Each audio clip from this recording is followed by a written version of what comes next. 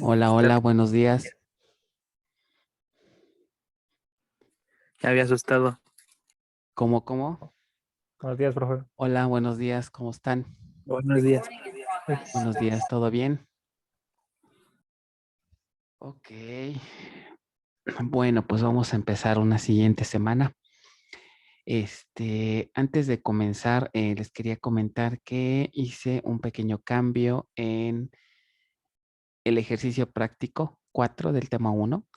Es una mejora nada más. Por ahí vi que en la semana, bueno, más bien el fin de semana, pues algunos ya están con este ejercicio. Y tienen, de repente, vi que había problemitas con cuestión de permisos y de usuarios. Eh, Modifiqué esta sección de la cuestión de ejecución de scripts para que se entendiera un poco mejor. ¿Qué sucede? Bueno, a partir de este ejercicio se podrán dar cuenta que se complica de repente la ejecución de scripts y de validadores. De repente, como hemos platicado en clases pasadas, ¿no? Va a haber ejercicios en donde vamos a tener que usar tal vez a root para ejecutar algo, o a Oracle, dependiendo del ejercicio, o a lo que le llamamos el usuario de trabajo o usuario administrador, que es el usuario que ustedes crean cuando instalan el sistema operativo y con el que normalmente entran a sesión, ¿no? Por ejemplo, Jorge, Luis, etcétera. Entonces, estos tres usuarios son los con los que tenemos que estar jugando, ¿no? Entonces, de repente pueden surgir problemitas en cuanto a que quieren ejecutar con un usuario y de repente les sale que no tienen permiso o de repente que no encuentran el archivo. Entonces, hay que tener orden para que no les pase eso, ¿no? ¿Qué es lo que recomiendo? Aquí les puse, digamos, un procedimiento para que guarden sus scripts de tal forma que no tengan problemas de permisos. De repente que salgan ahí detalles de estar batallando con permisos. Entonces, lo primero es nada más recordarles que me ha tocado ver en semestres anteriores que para evitar estos problemas empiezan a traslapar estos usuarios, es decir, les empiezan a dar privilegios que no corresponden, ¿no? Por ejemplo, el usuario Oracle, ustedes sabrán que no es un usuario, es el dueño del software y de la base, pero no es usuario administrador a nivel de sistema operativo. Es decir, no tiene privilegios para realizar o hacer uso de sudo, del comando sudo, ¿ok? Entonces, hay cosas que a nivel de sistema operativo, pues el usuario Oracle no debe hacer. Y eso está bien. De repente, algunos alumnos he visto que lo que hacen es que hacen a Oracle usuario administrador. Es decir, lo vuelven usuario administrador de tal forma que pueda utilizar el comando sudo. Mala práctica, eso no lo hagan, ¿ok? Digo, estamos en un curso, ¿no? No pasa nada con su ambiente, pero hay que tratar de usar lo que normalmente pasa en la práctica, ¿no? Sería un problema de seguridad que el usuario Oracle fuera tanto dueño de la base como aparte administrador del sistema operativo, no debería de ser. Para el usuario de trabajo pasa algo parecido. De repente, eh, algunos alumnos están, o lo que hacen es, lo agregan al grupo o install, ok, es decir, lo vuelven a la altura de Oracle, o sea, al agregarle el grupo o install al usuario Oracle, perdón, al usuario administrador, pues es como si fuera del mismo nivel de Oracle. Entonces, sus usuarios se van a volver dueños de la base de datos. Mala práctica también. Entonces, no hagan eso, ¿ok? Cada usuario con su rol y hasta ahí. Lo que podemos hacer entonces para que no tengan problemas con sus archivos es, eh, de hecho, vamos a utilizar esta carpeta más adelante. Por ejemplo, crear una carpeta. Esta carpeta la vamos a poner a nivel raíz que se va a llamar UNAM BDA. Esta carpeta nos va a servir para guardar algunos archivos en ejercicios futuros y la podemos aprovechar para que guarden todo su material de la asignatura. Entonces, dentro de esta carpeta, de entrada, vean, esta carpeta al estar en raíz le va a pertenecer a root por default. ¿ok? Por default solo root pues puede crear directorios a este nivel. Entonces, si creamos una carpeta con root con sudo, por ejemplo, por default vean que el dueño pues va a ser root. Lo que vamos a hacer es vamos a cambiarle los permisos a 755. ¿Qué significa que sea 755? Que de entrada root puede hacer lo que quiera con esta carpeta, pero los usuarios del mismo grupo de root y otros usuarios solamente van a poder leer o ejecutar. Es decir, vamos a proteger nuestros archivos que otros usuarios no puedan modificarlos. Entonces, tenemos nuestra carpeta UNAM BDA a nivel de raíz con permiso 755. ¿Qué nos va a permitir esto? Que dentro de la carpeta UNAM BDA podamos crear otra. Pues yo propuse una que se llame ejercicios prácticos. Y aquí lo que van a hacer es que a ejercicios prácticos le van a cambiar el dueño. El dueño va a ser su usuario administrador, como pueden ver aquí. ¿Ok?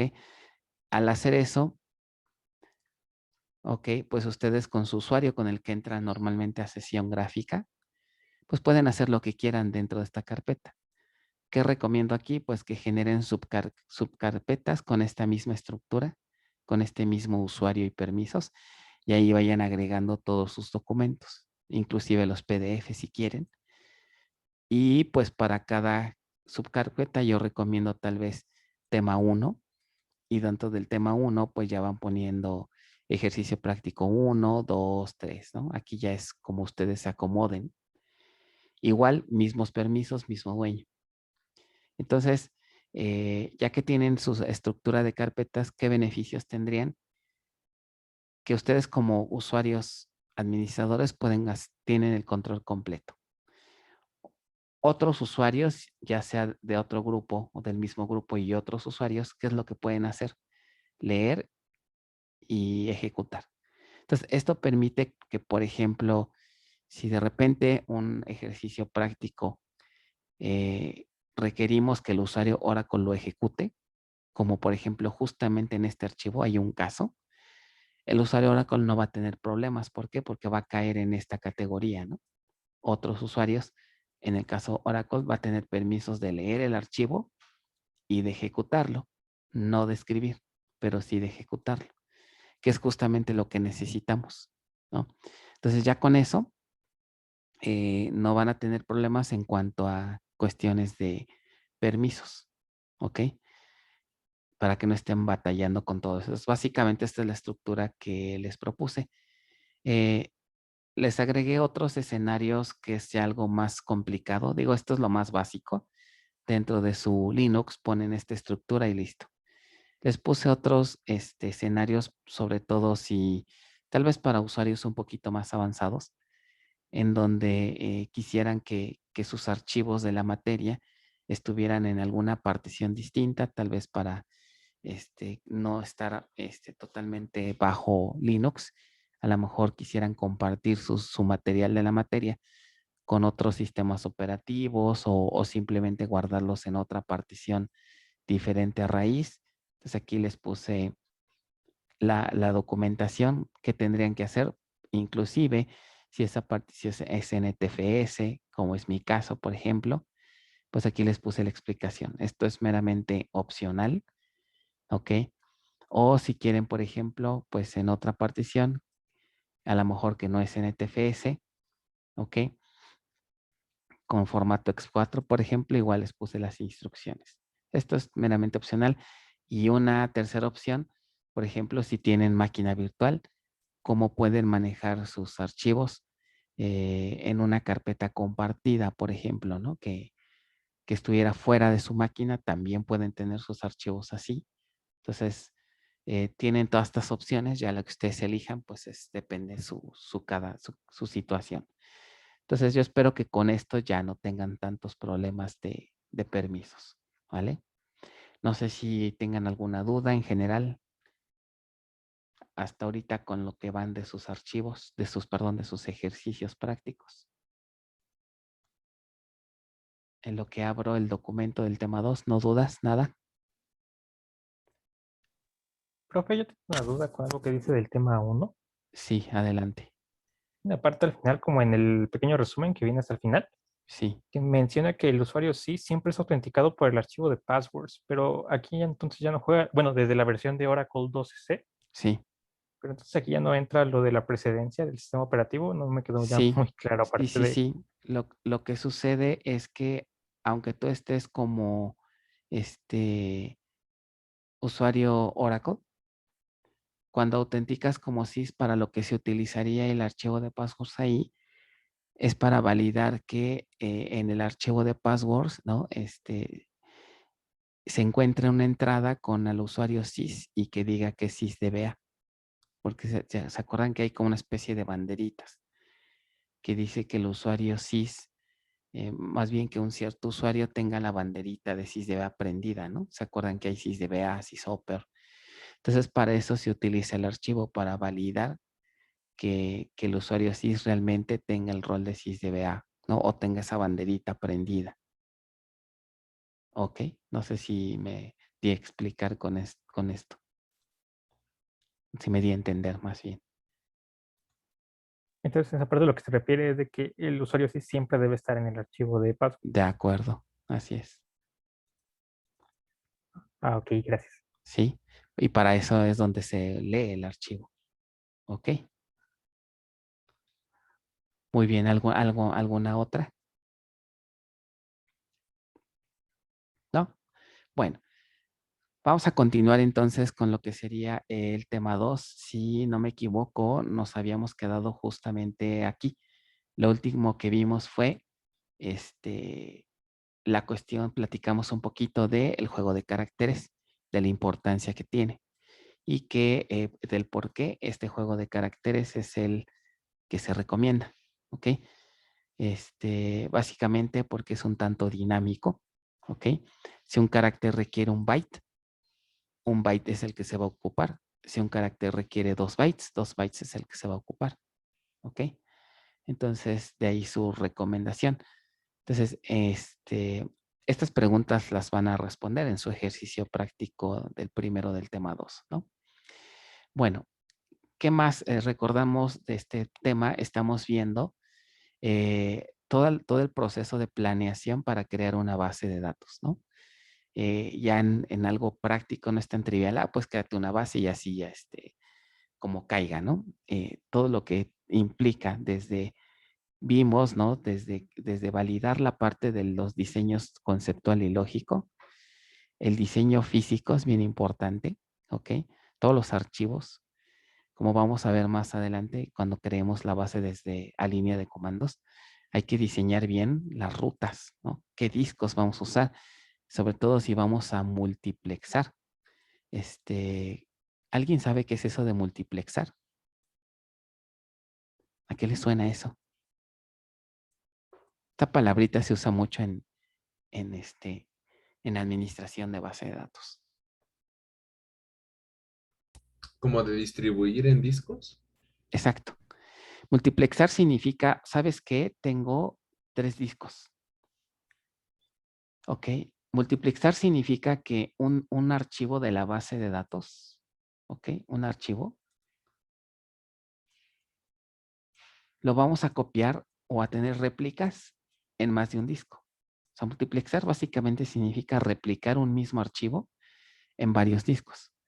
¿Por qué razón quisiéramos replicar? Básicamente para protegernos ante una falla. Por ejemplo, si este dispositivo se muere, nuestra base va a seguir operando. ¿Por qué? Porque tiene otras 2 copias. Entonces, en lo que se reemplaza este disco, nuestra base puede seguir operando. Entonces, eso nos hace que nuestro nivel de disponibilidad aumente.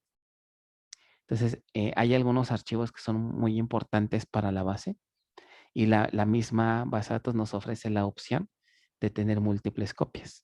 Entonces, de manera automática, el manejador se encarga de administrar cuando se escriba o cuando se utilice un archivo, cuando se cambie, en automático se actualizan los otros 2. ¿Ok? Entonces, las buenas prácticas nos dicen que ciertos archivos, como vamos a ver más adelante, nos recomiendan multiplexarlos. Entonces, esto también hay que diseñar, ¿no? Cuántas copias, cuántas réplicas queremos tener de cada archivo y en dónde, ¿no? Hay que configurar rutas dependiendo los discos que tengamos, ¿no? Bueno, entonces, eso lo vamos a ver más adelante. Nos quedamos aquí en el punto 6 entonces. Otra cosa, configurar la zona horaria de la base de datos también es importante. ¿Qué es eso de la zona horaria? Bueno, indicarle al manejador pues en qué ubicación geográfica se encuentra nuestra base de datos. ¿Se acuerdan cuando instalaron su Oracle Linux que había una parte donde seleccionaron la zona horaria? Que había un mapita y que seleccionaron México. ¿Sí se acuerdan de eso? Sí. En realidad ahí lo que hicieron también es a nivel de sistema operativo configurar la zona horaria. Por default, si no configuramos nada, pues la base toma la zona horaria del sistema operativo, que es justamente lo que vamos a hacer. Eso es importante, por ejemplo, si nuestra base va a manejar fechas, ¿ok? Que la gran mayoría, ¿no? De las bases manejan fechas. Cuando empezamos a hacer cálculos con fechas, de repente pudiera ser esto relevante si guardamos datos de usuarios, ¿no? Que estén, por ejemplo, ubicados en otros países, ¿no? O inclusive el mismo país. Por ponerles un ejemplo, cuando estaba en INE, ustedes saben que, por ejemplo, los países del norte tienen una zona horaria distinta, ¿no? ¿Alguien sabe qué diferencia hay? Por ejemplo, ¿qué les gusta en Baja California? Más, nada menos. En algunos estados es 1 hora menos y más hacia el norte son 2. Entonces, por ejemplo, si tenemos un sistema a nivel nacional, hay que tener cuidado porque si un usuario captura una fecha, el usuario final, ¿qué fecha va a capturar? Pues la de su zona local. Y a lo mejor un usuario que está en el sur del país, pues va a capturar su fecha en su hora local. Entonces, debemos de tener cuidado de hacer estas transformaciones. Algo que se hizo en el INE para evitar estos conflictos es que todos los módulos que estaban en el norte, que tienen un horario distinto, los homologaron al horario del centro para no tener este problema. Pero ahí en realidad ahí nada más les dieron la vuelta al problema. Más bien, el sistema no estaba preparado para manejar zonas horarias distintas. Es decir, la zona horaria del sistema operativo de los módulos que estaban en el norte, le pusieron la zona horaria del centro de México. Pero eso a veces no es tan adecuado, ¿no? Entonces, hay que especificar bien la zona horaria. ¿Para qué? Para que la base de datos pueda hacer las conversiones adecuadas, ¿no? Y no tener problemas de fases de horas o cosas asociadas por la ubicación geográfica. Entonces, por default, nosotros no nos vamos a meter mucho aquí. Vamos a configurar la zona horaria del sistema operativo y con eso. A nivel de la base de datos, vean que tiene un catálogo en archivos donde están prácticamente todas las zonas horarias del mundo y con esto se valida que la zona horaria que usemos sean correctas, ¿no?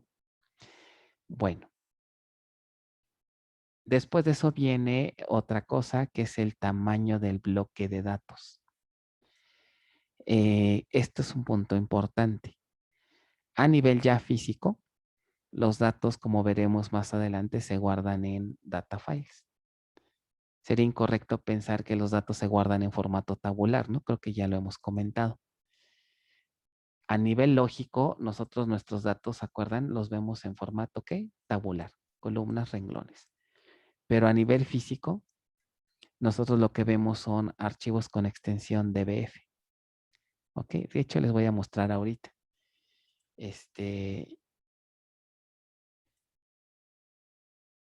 Todos ya tienen al menos su instancia 1 ya funcionando. Alguien todavía anda atorado en esa parte. Ya todos tienen al menos la instancia 1 creada. Es decir, ya todos pasaron el ejercicio práctico 3. Sí, profe. ¿Todos? Muy bien. Entonces, si ustedes exploran un poquito esa instancia, voy a cambiar ahorita el usuario Oracle. Dentro de U01, que es donde está nuestra instalación ahorita, está app. Se fijan aquí, ya tengo mi carpeta UNAM BDA. Está Oracle. Y por default hay una carpeta que se llama Oradata. ¿Me fijan aquí? Oradata por default es una carpeta que, como pueden ver, solamente el usuario Oracle y los de su grupo pueden acceder a ella. Nadie más tiene permisos. ¿Ok? Eso está bien porque aquí es donde ya están todos los datos, realmente donde están físicamente los datos de nuestra base. En este caso, tengo una carpeta por cada base de datos. ¿Ok? Por cada instancia. Entonces, por ejemplo, ahorita ustedes ya deberían de tener esta carpeta, que es su instancia 1 de avanzadas. Aquí yo tengo más porque tengo de otras asignaturas y de otras instancias que vamos a usar más adelante. Entonces me cambio la carpeta y aquí ustedes van a encontrar todos los archivos en donde ya están los datos. ¿Cuáles son esos archivos? Los que tienen extensión DBF. Por ejemplo, todos los datos de los usuarios de sus ejercicios prácticos que están ahorita trabajando se guardan en el Table Space Users. Este archivo contiene todos los datos que hasta ahorita tienen de sus ejercicios prácticos. Entonces, a este archivo se le conoce como data file. Es un archivo DBF, que es un archivo binario. Si nosotros hiciéramos un zoom para ver qué contiene ese archivo o lo exploráramos, los archivos DBFs no es otra cosa más que un bonche de bloques. Hagan de cuenta como si lo abriéramos y viéramos esto. Bloques. ¿Ok? Cada bloque, si hiciéramos aquí un zoom a su vez, normalmente ese bloque tiene una capacidad limitada. Típicamente está entre 8, 4 y 8K, por ejemplo. ¿Ok? ¿Qué quiere decir? Que cuando, por ejemplo, guardamos un registro de una tabla, normalmente en un bloque caben varios registros, a menos que la tabla, el registro sea muy largo, pero generalmente en un bloque podemos guardar esta cantidad de registros. En el bloque, ahí tiene un header y otras estructuras, ¿no? Una cierta estructura muy, muy definida. Entonces, básicamente así se guardan los registros, en bloques. Entonces, a nivel físico, no existe como tal un concepto de tabla. Existe un bloque que puede contener varios registros. Cuando se lee un bloque, realmente yo no sé cuántos registros hay ahí. ¿Ok? Cuando queremos buscar o leer los datos de una tabla, se leen por bloque. ¿Ok? La unidad mínima de lectura y escritura es justamente un bloque. ¿Ok? Si nosotros le ordenamos al sistema operativo hacer una lectura, en realidad lo que se lee, lo mínimo, es todo este bloque. Si quisiéramos, por ejemplo, leer un dato, aunque nosotros apuntemos a una columna y a un renglón, ¿cuál sería lo mínimo que se va a leer? Un bloque. Aunque nada más busquemos un solo registro, y si en el bloque hay 10 registros, pues esos 10 registros se van a cargar porque es la unidad mínima de lectura y escritura. ¿Ok? Entonces, en esta parte tenemos que definir de qué tamaño queremos ese bloque. ¿Ok? Valores típicos, los que normalmente funcionan para cualquier base de datos de propósito general, pues andan entre estos valores. ¿Ok? Entonces, esto es importante porque una vez que se define este tamaño de bloque, ya no se puede modificar. ¿Ok? Entonces, ¿qué creen en qué impactaría si aumentamos o disminuiríamos el tamaño de un bloque? O bueno, más bien, les cambio un poquito la pregunta. ¿En qué situaciones quisieran ustedes incrementar el tamaño del bloque, por ejemplo? ¿Qué cosa pudiera hacerlos incrementar ese tamaño de bloque. Pues el tamaño del dato, supongo. Y la Ajá, información que quiero guardar, pues es más grande de lo que está por predeterminado, no lo sé. ajá, por ejemplo, si su base de datos tienen tablas, en donde prácticamente todas sus tablas tienen un tamaño de registro muy grande y tienen un estimado que no sé, a lo mejor su registro pesa 16K, por ejemplo. Entonces pudieran considerar incrementar el tamaño de bloque. ¿Ok? Típicamente el tamaño de bloque, no confundir, este es un bloque a nivel de la base de datos. A nivel de disco, a nivel del sistema operativo, también tenemos bloques. Igual, ¿cuál es la unidad mínima de lectura a nivel de sistema operativo? Un bloque de disco. ¿Ok? Nuestro disco duro está organizado a la final de cuentas en su forma más básica en bloques. Igual cuando al sistema operativo le decimos, oye, haz una operación de lectura a disco, en realidad lo que se lee es un bloque. Normalmente hay una relación, una correspondencia directa de 1 a 1 entre un bloque de la base y un bloque de disco. O sea que miden igual. Pero hay situaciones en donde puede ser que para construir, si en nuestra base configuramos un tamaño de bloque más grande, quiere decir entonces que se requieren de varios bloques de sistema operativo para formar un bloque a nivel base de datos. Eso también puede ocurrir, pero típicamente, ¿no? Hay una relación 1 a 1. ¿Ok? Otra cosa que se puede hacer es, por ejemplo, definir el tamaño del bloque que la gran mayoría de las tablas va a necesitar. Y puede ser que tengamos una o dos tablas que tengan una longitud de registro más grande. Ustedes dirían, oye, ¿cómo le hago? Nada más tengo unas cuantas tablas, no son muchas. Bueno, lo que sí podemos hacer es definir a nivel de table space, que vamos a ver más adelante. Vamos a ver más adelante que los data files están organizados en table spaces. ¿Ok? Nuestra base de datos al final de cuentas se forma por un conjunto de table spaces. Cada table space tiene asignado al menos un data file DBF. ¿Ok? De hecho, si se fijan aquí en esta salida que les estoy mostrando, se tiene por default un data file por cada table space. Por ejemplo, hay un table space que se llama sysaux, un table space que se llama users, un table space que se llama undo. Cada table space por lo menos debe tener un data file asignado. ¿Ok? Esto lo vamos a ver, no se preocupen, a detalle por ahí del tema 5 o 6, todo lo que es la administración de table spaces, ¿no? Pero ahorita basta con entender esto, ¿no? A nivel de pensar, si vamos de lo más genérico a lo más particular, tenemos el concepto de base de datos, ¿no? Que sabemos que, ¿qué es una base de datos? Una colección de datos.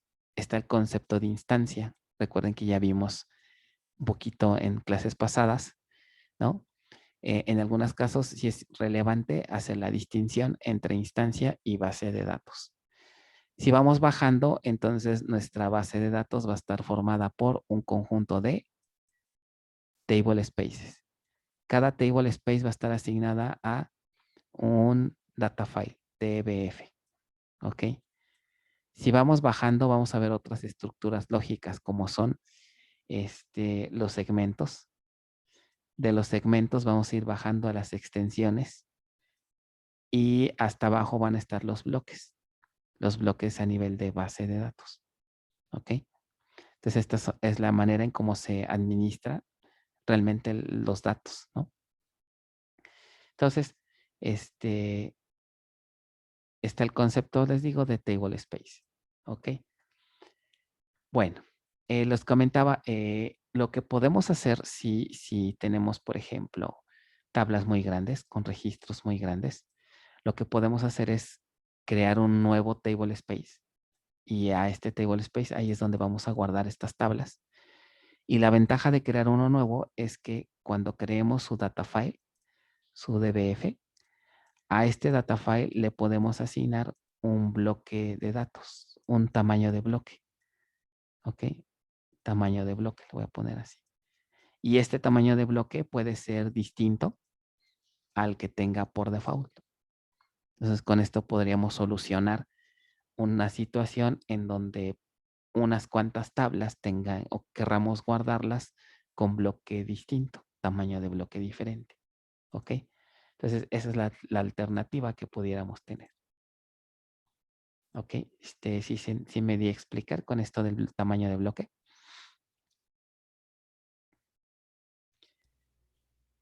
Profe, ¿nada Bien. más podría repetir lo último del data file si tiene diferente tamaño de bloque? Sí. La base de datos nos permite crear un table space y a ese table space asignarle un data file cuyo tamaño de bloque sea distinto al que configuremos a nivel global de la base de datos. ¿Sí se entendió la idea? Sí. ¿Ok? O sea, por default, toda la base, todos los data files van a tener el mismo tamaño de bloque. Aquí, estos bloquecitos van a ser siempre el mismo. Pero si nosotros queremos de repente tener bloques diferentes de tamaño mayor, porque tenemos tablas más grandes, podemos crear un table space y su data file va a tener bloques más grandes, dependiendo del tamaño de bloque que le configuremos cuando se genere este table space nuevo. ¿Ok? Muy bien.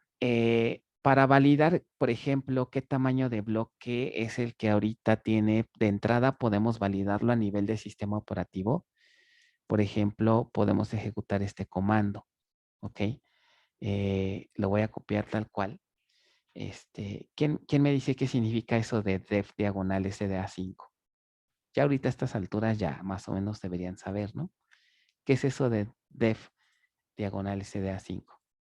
Es la partición. Es una partición de nuestro disco, ¿no? Donde, pues tal vez queremos saber qué tamaño de bloque tiene esta partición de disco. A nivel de sistema operativo podemos configurar un tamaño de bloque o de página de disco diferente. De hecho, no sé si, por ejemplo, se acuerdan cuando han formateado una USB, ¿no? Desde Windows, por ejemplo. No sé si han visto que de repente Windows les pregunta justamente eso, de qué tamaño quieres la página de disco. ¿Alguien recuerda? Sí, sí. ¿No? Entonces, justamente a eso se refiere, de qué tamaño va a ser el bloquecito, ¿no? Que se refiere a la unidad mínima de lectura y escritura. Entonces, por ejemplo, si yo ejecuto aquí este comando, pues me muestra el tamaño de bloque que tiene esta partición. ¿Ok? Ah, bueno, aquí me dice que no existe ¿cómo sé qué particiones tengo entonces en mi disco? Con el comandito de la práctica, ¿no? df-h es una manera. Aquí pueden ver todos sus dispositivos. ¿Ok? Entonces, por ejemplo, yo no tengo un SDA5, pero sí, por ejemplo, si yo quisiera saber cuál es el tamaño de bloque de la partición raíz, está, en mi caso, la partición raíz está montada en un dispositivo, en una partición SDA7. ¿Ok? Entonces, por ejemplo, vamos a ver para esta partición, ¿ok? El tamaño de bloque, ¿ok? 4K, ¿ok? A nivel de la base de datos, lo puedo mostrar con este parámetro, show parameter db block size, que justamente es este parámetro. db block size típicamente de 4K, ¿ok? Entonces, ahí es donde, como pueden validar su tamaño de bloque, ¿vale? Bueno, sigo avanzando. Recuerden, cualquier duda que se genere, avísenme. Otro concepto es otra cosa que hay que planear es el tamaño de bloque de datos para almacenar read o log files. Recuérdenme, ¿les he platicado de lo que es un read log a nivel general? ¿O quieren que vuelva a platicar de ello? Es importante que ahorita tengan al menos la idea básica de lo que es un read log. A ver, ¿quién me quiere explicar qué es un read log? Repetir esa parte, por favor. Ok. ¿Alguien quiere explicar?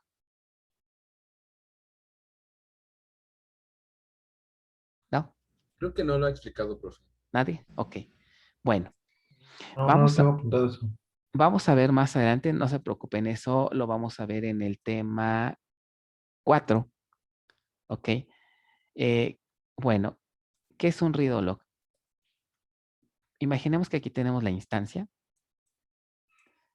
Por acá por acá va a estar la base de datos. La instancia no es otra cosa más que un conjunto de áreas de memoria, ¿no? También vamos a platicar de la instancia en el tema 4 a detalle. Una de las áreas de memoria es un área muy importante que se le llama el DB Buffer Caché. ¿Qué sucede cuando nosotros, por ejemplo, lanzamos una sentencia de update? ¿Qué creen que es en realidad lo que sucede al interior de nuestra base de datos? Quiero lanzar un update sobre un registro en particular. Lo primerito que va a hacer, se va a intentar hacer es buscar si el registro está en este caché. Si no está en este caché, pues no nos queda de otra más que irlo a buscar a disco. Y hago énfasis en que no nos queda de otra porque la gran mayoría de los algoritmos que corren dentro de una instancia tratan de minimizar la cantidad de accesos a disco. ¿Por qué creen razón que se trata de siempre hacer eso? Porque es muy costoso computacionalmente hablando.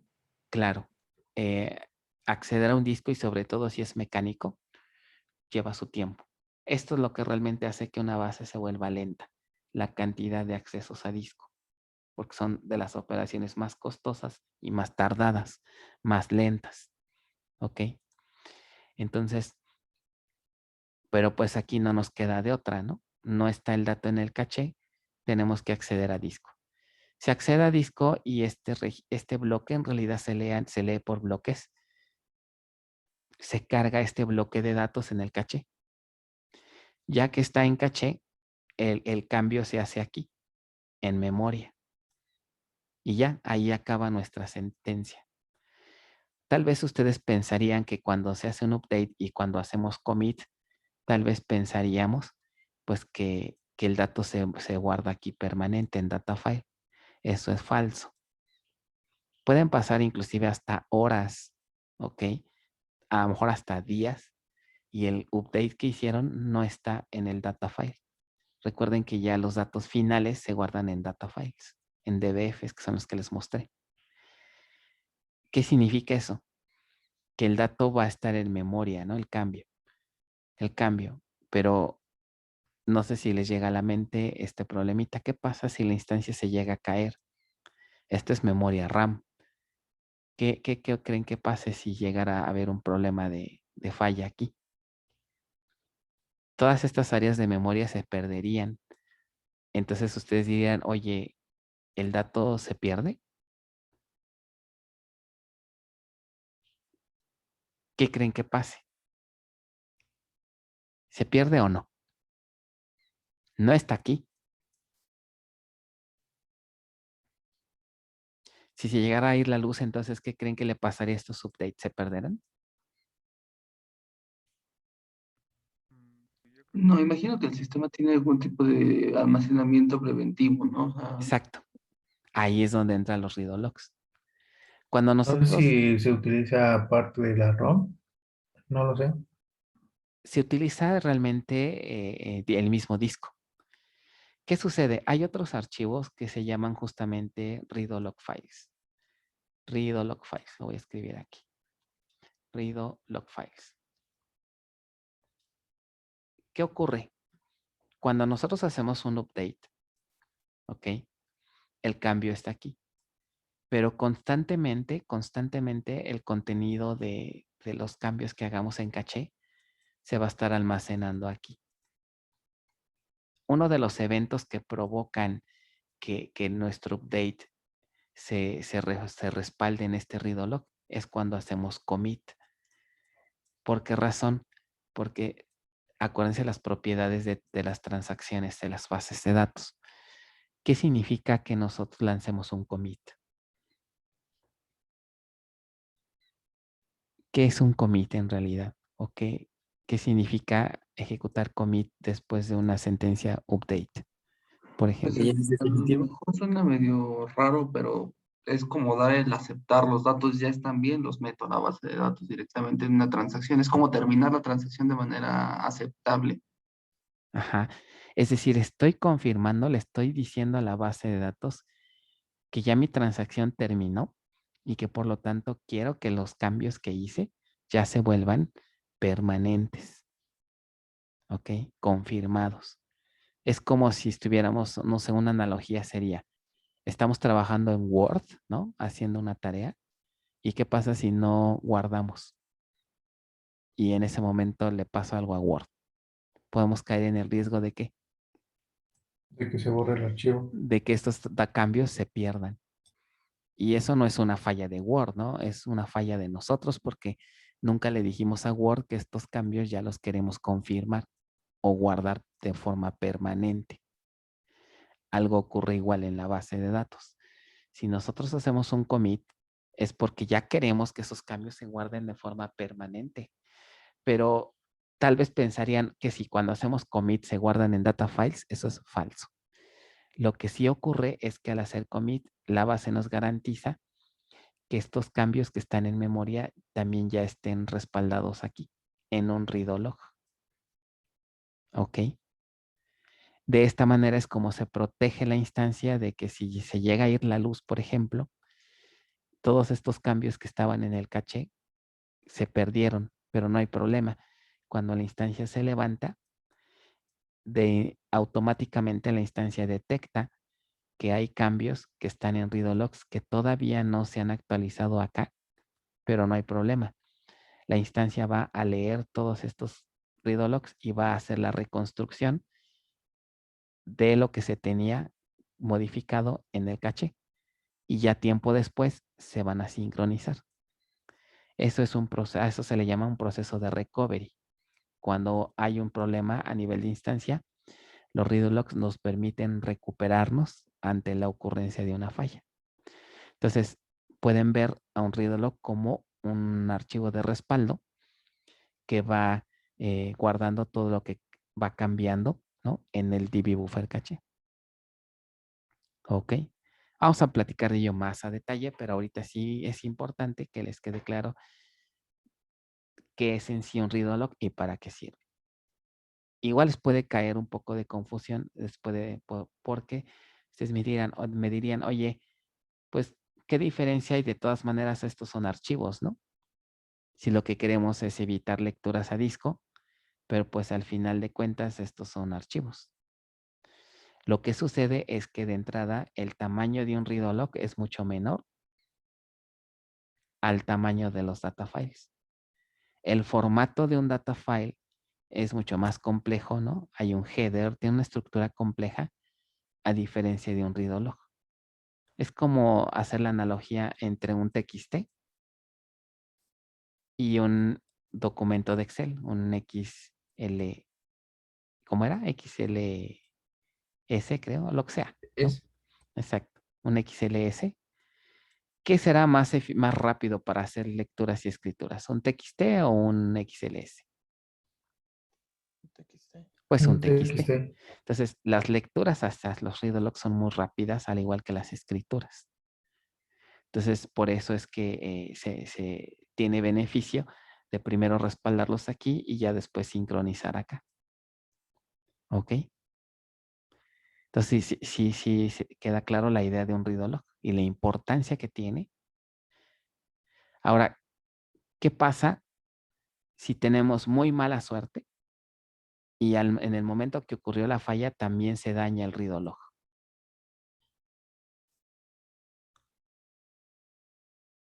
¿Y qué pasa si todavía no se ha hecho la sincronización para acá?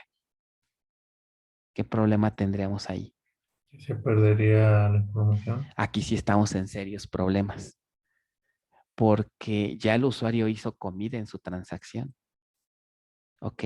Ya hizo commit. Entonces, aquí podemos caer en la situación de que tenemos un usuario que confirmó sus datos y nosotros perdimos el read log. Y ahí sí estamos en serios problemas porque hemos perdido datos. Y perder datos es algo que jamás deberíamos de provocar, ¿no? O caer en una situación de pérdida de datos es lo peor que le puede pasar a un DBA. ¿Ok? Entonces, de ahí la importancia que cuando se crea una base de datos, debemos de, para evitar esta situación, los archivos no son a prueba de fallas, pero para protegernos justamente lo que hace la base de datos es multiplexarlos. ¿Ok? Entonces, en una base de datos típica tiene por lo menos, cuando menos, 2 copias para prevenir posibles fallas. ¿Ok? Entonces, esto también lo vamos a configurar cuando se genere, ¿no? Cuando creamos una base de datos. ¿Ok? Entonces, estos archivos, por ser también, pues, archivos binarios, al igual que los data files, también definen un tamaño de bloque. Los data files tienen su tamaño de bloque. Los read-log files también tienen su tamaño de bloque. ¿Quién creen que tiene un tamaño mayor? ¿Un data file o un read-log? Data file. El data file, muy bien. Y ahora, ¿por qué creen que el tamaño del bloque es menor al del data file?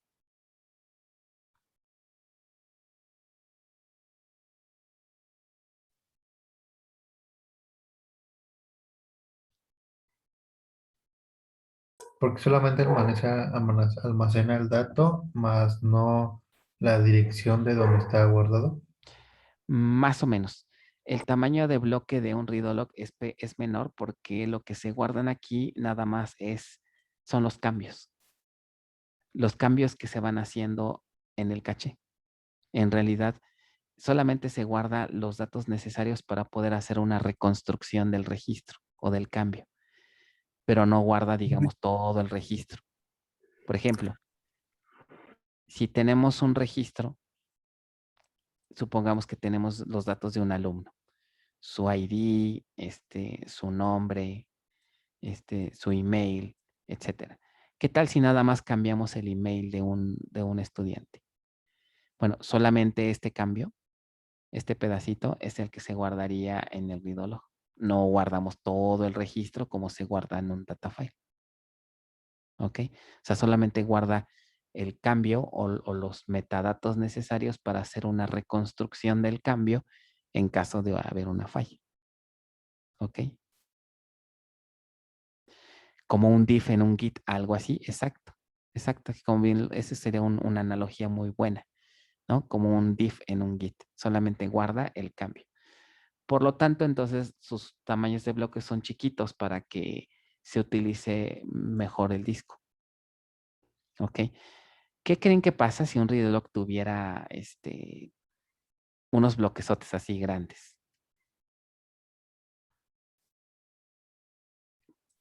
¿Qué impacto creen que tenga? ¿Usaría más recursos de los necesarios? Ajá, por ejemplo, aquí se guardaría un cambio. Por ejemplo, este es un cambio. Trataríamos de guardar otro cambio. Pero ¿qué pasa si viene un tercer cambio y ya no cabe aquí? ¿Qué pasaría con este espacio que tenemos aquí? Ya no alcanza. Hay que agarrar otro bloque. Agarra otro bloque. ¿Y qué pasa si también cuando empieza a guardar más cambios, este pedacito sobrante ya no cabe? Tiene que agregar otro bloque. Si vamos repitiendo el proceso, ¿qué están observando aquí? Estos Que se circulitos quedan sí, espacios vacíos. se quedan espacios vacíos, exacto. Entonces no estamos aprovechando nuestro disco de manera óptima. ¿Ok? Con base a lo que es el formato de estos read-logs, la base de datos nos recomienda que normalmente un tamaño de bloque de 512 bytes es lo que típicamente provoca que el espacio en disco se utilice de manera óptima.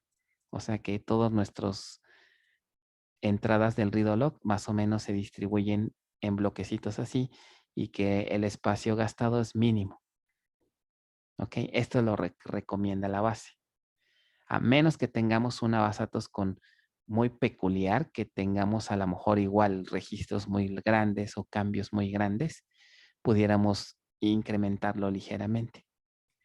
¿Ok? Entonces, un tamaño de bloque también puede definirse a nivel de read-o-log file. Lo típico es 512 bytes. ¿Ok? Pero podemos incrementarlo también. ¿Ok? Entonces, ese es a lo que se refiere este tamaño de bloque de un read-o-log. ¿Ok? Y hay una manera de ver cuando tengamos este concepto, ¿no? Esta palabrita es como que desperdicio, ¿no? Ocurre cuando tenemos un tamaño de bloque y provocamos que hay muchos huecos que se quedan ahí vacíos que no se ocuparon. Podemos detectar con una consulta, que sería esta que ven aquí, cuánto espacio en realidad tenemos ahí desperdiciado. ¿Ok? Y si vemos que es demasiado, entonces podemos ajustar este tamaño de bloque. ¿Ok? Pero bueno, les digo, típicamente lo que se recomienda para una base de datos de propósito general son 512 bytes. ¿Ok? Muy bien. ¿Sí se entendió esta parte? ¿Alguna duda, pregunta?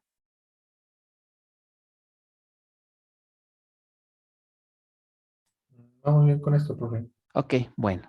Todo bien.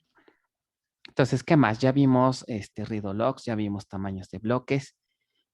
A nivel de la base de datos, si queremos saber el tamaño del bloque para un read-o-log, se ocuparía esta instrucción.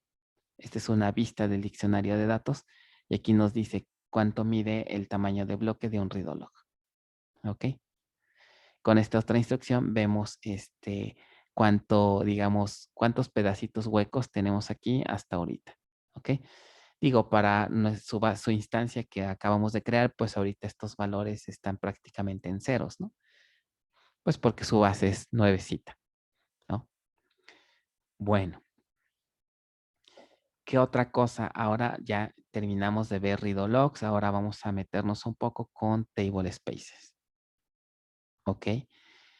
Les comentaba hace rato el concepto de table space. Se crean varios cuando se crea la instancia. ¿Cuáles son esos table spaces? Sysaux, users, ¿ok? Y por ahí hay otro que se llama system. User, system, undo y uno más que se le llama temporal, que es como su nombre le indica para guardar datos temporales. ¿Ok? También es importante, ¿qué es lo que hay que definir aquí? Su tamaño. ¿Cuánto espacio de manera inicial vamos a asignarle a cada table space? Una analogía sería cuando ustedes crean una máquina virtual, por ejemplo, pues tienen que decir de qué tamaño va a ser el disco, ¿no? Entonces, ¿de qué depende? Bueno, de entrada en el caso, vamos a analizar uno por uno. En el caso de este table space Sysaux, ¿qué es Sysaux? Es un table space auxiliar, como su nombre lo indica. Digamos que el table space central, básico, fundamental, es uno que se llama system. Este es donde está, digamos, todo el corazoncito de la base, ¿no? Todos los datos que hacen que la base opere bien. Entre otras cosas, pues puede estar aquí buena parte del diccionario de datos. ¿Ok? Y hay otro adicional que es Sysaux. Sysaux básicamente lo que contiene son datos adicionales para los componentes que vayamos a instalar. ¿A qué me refiero con componente? Piensen que nuestra base de datos es esto. Es una cajita que es, digamos, la parte core, ¿no? El corazoncito de nuestra base que tiene lo mínimo indispensable para trabajar. Alrededor de este componente base podemos tener otros componentes adicionales que pues le da soporte extra a nuestra base, ¿no? Por ejemplo, el manejo de datos geográficos, otros componentes externos, ¿no? Que pueda tener. Entonces, estos componentes pudieran requerir también de espacio en disco, ¿ok? Por toda la configuración que tienen o porque también almacenan datos. Entonces, todos estos componentes, el espacio que requieren se puede guardar o se puede usar este table space para guardar todo lo que necesite.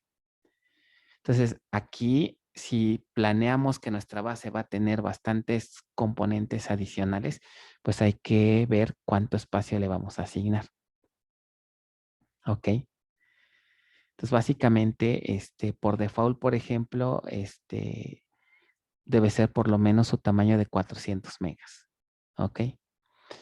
Ahora igual y se dirían, oye, pues ¿cómo le hago para estimar, no? Digo, ahí de repente no hay que preocuparnos tanto, ¿no? Una de las características que tienen los table spaces, al igual que por ejemplo en una máquina virtual, es que su tamaño puede ir aumentando, crecer de forma dinámica si no le atinamos tan bien al tamaño máximo que vamos a usar.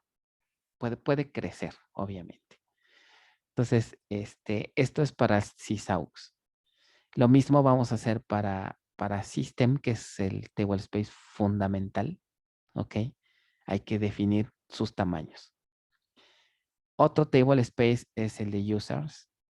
Las buenas prácticas nos dicen que todos los usuarios de una base deben de guardar sus datos en un table space distinto. ¿Ok? Se considera mala práctica que utilicemos a sys o a sysaux para guardar datos ya de un usuario final. La configuración más sencilla es que todos los datos se guarden en un solo table space llamado users. ¿Ok? Por ejemplo, cuando se crea un usuario, de los usuarios que hemos estado trabajando, ¿no? Para estar jugando ahí un poquito con la base, las tablas de prueba o todo eso que generamos se guardan en este table space. ¿Ok? Y se le considera como default. ¿Por qué? Pues porque es el que se asigna a todo usuario que se crea, ¿no? Por ejemplo, en su proyecto final, ustedes aquí tendrían que hacer el diseño de cuántos table spaces van a crear para guardar los datos de sus usuarios. ¿Ok? Pero bueno, eso lo veremos más adelante. Otro table space importante es undo. ¿A qué le suena la palabra undo? Si la separamos. Undo. Deshacer. Deshacer, ¿verdad? ¿Ok? Ustedes en bases 1 aprendieron, por ejemplo, que si tienen una transacción, esa transacción puede estar formada por un montón de instrucciones, ¿no? Y por ahí les platicaron de una instrucción muy peculiar que se llama rollback. ¿Qué era un rollback? Era una instrucción para volver hacia el último commit. Ok, es decir, si nosotros empezamos a ejecutar instrucciones dentro de una transacción y de repente ejecutamos un rollback, ¿qué efecto tiene? Elimina todo lo que hiciste en esa transacción. Todos estos cambios se regresan a su estado original, a un estado anterior. ¿Ok? A un estado anterior. Ese estado anterior corresponde a justo el estado previo al inicio de esta transacción. Ahora, ¿de dónde creen que, realmente, cómo creen que se implementa esto en una base de datos? ¿Cómo creen que le hace el manejador para regresarme a una versión anterior? Porque pues estos datos yo ya los modifiqué,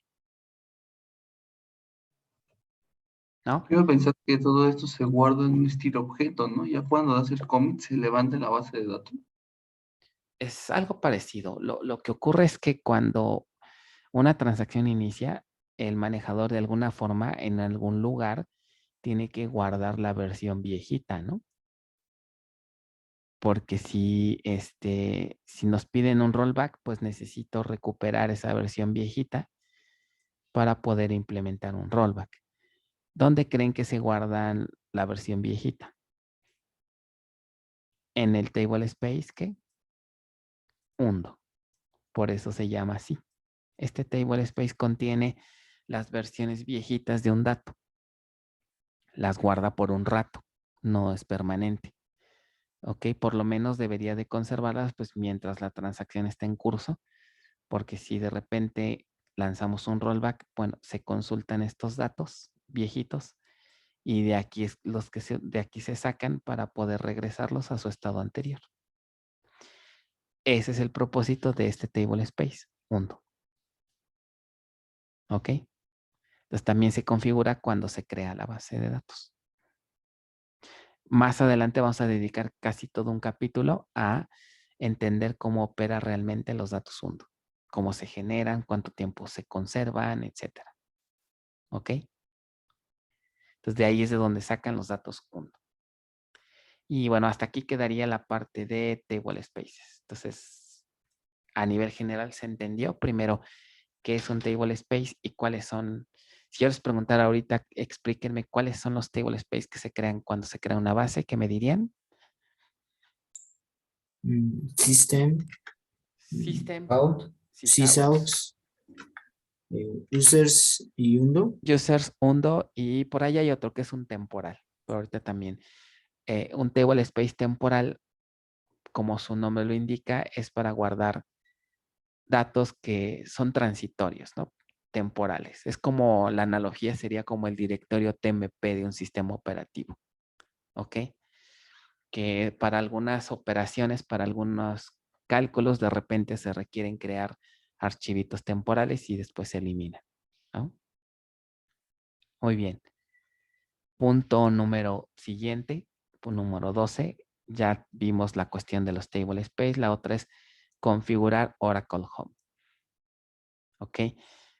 Ustedes ya lo hicieron, ¿se acuerdan? En su instalación de su base. Se definió dónde queremos instalar la base, que por default es en U01, app, etcétera, etcétera, ¿no? Y hay una configuración nueva. Si nosotros queremos, lo podemos configurar en modo solo lectura. Esto nos puede ayudar para proteger el software de nuestra base y no pase la burrada que por ahí dije en un correo, ¿verdad? Que me equivoqué y que les dije que borren a app. ¿Se acuerdan? Que al menos creo que alguno de ustedes me hizo caso y lo borró. ¿Ok? Entonces, un Oracle Home de solo lectura es una manera de proteger para que alguien no le meta mano al software de la base. Y tiene otro beneficio, que por ejemplo, al ser un Oracle Home solo de lectura, ¿qué creen que pueden hacer? Lo pueden copiar a otra máquina, ¿ok? Y va a funcionar. O inclusive pueden tener su respaldo. Tengo mi Oracle Home respaldado. Si algo le pasa a su hijito, ¿qué pudieran hacer? Restaurar esta copia y ya tienen otra vez su hijito vivo. Entonces, para eso se utiliza a veces los Oracle Home a solo de lectura. ¿Ok? Entonces, evita la modificación de cualquier archivo. Útil para aplicación de parches, por ejemplo, para crear imágenes de bases de datos, cuyas copias pueden ser distribuidas en varios servidores y facilitar la replicación de una base, tal vez sin repetir configuraciones. ¿Ok? Para eso sirve un Oracle Home a modo de lectura. Bueno, el que ahorita ustedes tienen es un Oracle Home de lectura y escritura, no es únicamente de lectura el que estamos usando en este curso. Pero bueno. Paso siguiente, desarrollar una estrategia de respaldos y recuperación. Esto ya a nivel productivo es importantísimo. Toda base de datos, por muy pequeñita que sea, debe de tener una estrategia y una política de respaldos. ¿Ok? Los archivos físicos que integran a la base no son a prueba de fallos, pueden fallar en cualquier momento. Entonces, tener un esquema de respaldos es vital. Aquí no voy a profundizar mucho porque para esto vamos a dedicar un tema completito a ver toda la cuestión de los backups. Pero eso es una actividad que se debe planear inclusive antes de crear la base de datos. ¿ok? Y por último, pues sería familiarizarnos con las operaciones que normalmente un DBA hace de forma muy cotidiana. Por ejemplo, suspender una base de datos, activar e inactivar bases de datos, crearlas, obviamente, borrar bases de datos, ¿no? Entender bien qué sucede cuando se inicia y se detiene una base, etcétera, ¿no? Bueno, pues ya llegamos al ejercicio práctico del tema 2, ¿ok? Este es muy sencillo. Entonces, este tema también tiene como 4 ejercicios prácticos, pero la gran mayoría lo que hacen es crear otra base, otra instancia, es decir, vamos a crear una instancia 2, pero ¿qué creen ahora? Totalmente a línea de comandos. La ventaja es que estos ejercicios prácticos, a excepción del 1, el 1 son meramente consultas, ¿no? Consultas de lo que hemos visto hasta ahorita, de checar el bloque de datos, checar los componentes que tiene una base, etcétera. Pero a partir del 2 ya sería la creación de una base de datos completamente en línea de comandos. Lo bueno es que las respuestas a esos ejercicios prácticos están aquí en este mismo PDF y las vamos a revisar. O sea, realmente lo único que tienen que hacer en los ejercicios prácticos de este tema es replicar el ejercicio que vamos a hacer aquí en el PDF. Entonces, nada más es realmente estar copiando instrucciones, muy sencillo. ¿Ok? Bueno, no dudas, pasamos con el siguiente subtema. Instalación de la base de datos empleando herramientas gráficas. Esto es lo que ustedes ya hicieron en el tema anterior, ¿no? Podemos utilizar, ¿quién me dice qué herramientas utilizaron para instalar una base de forma gráfica en orden?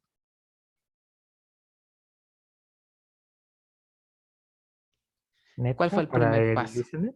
Antes de eso, esa fue ya una segunda herramienta, ¿no? Ah, ya, era el Run Installer. Ajá, a ese se le llama Universal Installer. Ok, el que ustedes ya a nivel de comando utilizaron el run installer, ¿no? Cuando pusieron el famoso punto diagonal run installer. Esa es la primera herramienta. La segunda fue para, ¿qué sirvió Netka? Para instalar el listener. Para crear el listener, ¿verdad?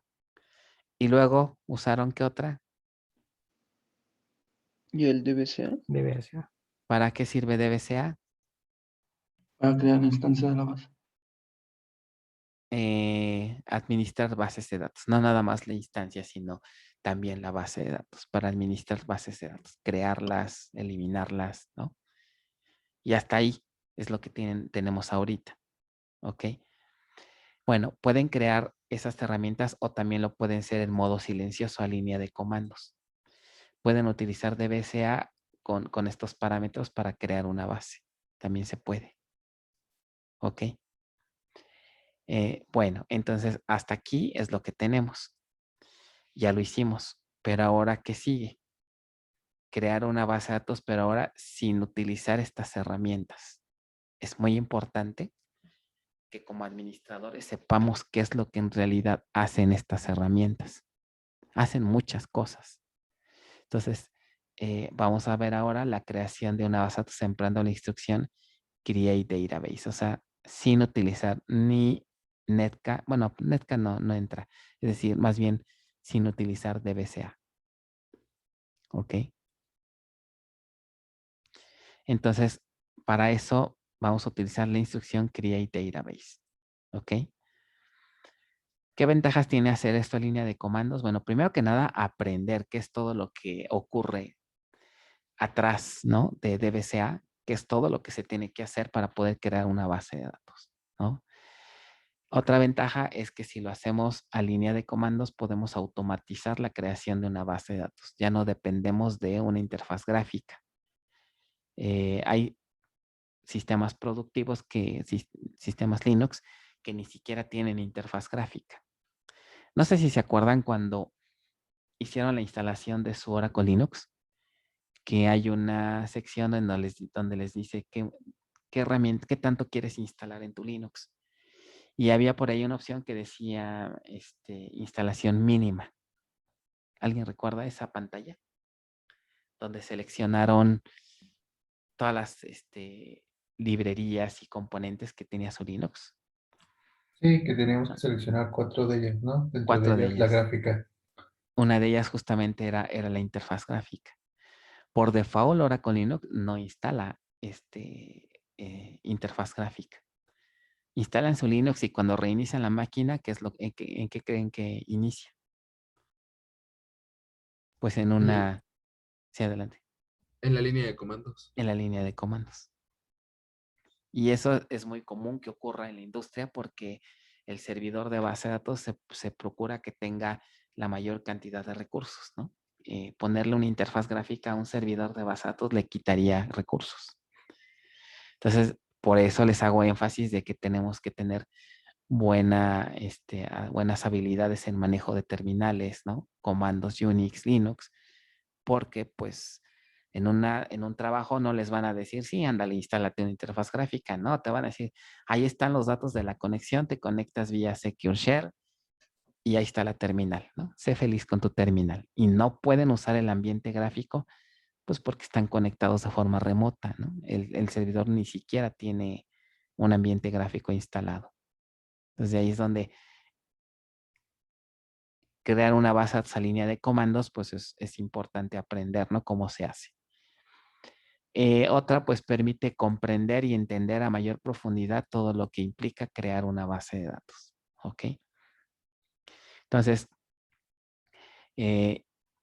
vamos a ver aquí los procesos poco a poco, las actividades para llegar a crear una nueva base de datos.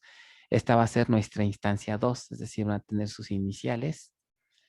Y ahora después va a ser BDA 2. ¿Ok? Nuestra instancia 2 es la que vamos a crear en este tema. Bueno, pues vamos a empezar a revisar uno por uno. Quedamos que íbamos a hacer, creo que un quiz, ¿verdad? Entonces, son 8:20. Yo creo que avanzamos un poquito más y ya pasamos a hacer ese primer quiz del tema número 1. A ver cómo andan en el tema número 1. ¿Ok? Bueno. Paso número 1, configurar un Oracle SID. ¿Se acuerdan que en el tema 1 de repente batallé un poco con esta variable que se me olvidaba cada rato? Esta variable es importante porque básicamente me permite decirle en mi ambiente a qué instancia quiero conectarme. Esta variable contiene el nombre de la instancia. ¿Ok? En nuestro caso, esta es la nomenclatura que estamos usando en el semestre. Iniciales BDA y N, donde N es el número de base de datos. ¿Ok? Por ejemplo, este es el nombre de la instancia que vamos a crear, de la base que vamos a crear. ¿Ok? Entonces, ¿por qué no la pongo fija en mi sistema? Porque de repente si quiero trabajar con una o con otra base, tengo que estar cambiando esta variable. El problema es que si la dejo fija, por default siempre vamos a entrar a la misma instancia. Y a veces nos confundimos. Aquí es donde llegan a veces a cometer problemas de que se equivocan y sin querer nos metemos a la base de producción. Y cuando se dan cuenta, ok, hacemos cosas en producción cuando debimos haberlas hecho en otro ambiente y nos metemos en problemas. También de ahí la ventaja de utilizar el prompt, por eso les hice énfasis con lo de G-logging y todo eso, porque nada más de ver el prompt sabemos en qué instancia estamos y con eso pues rápidamente nos damos cuenta si no nos estamos conectando a una base que no debemos, ¿no?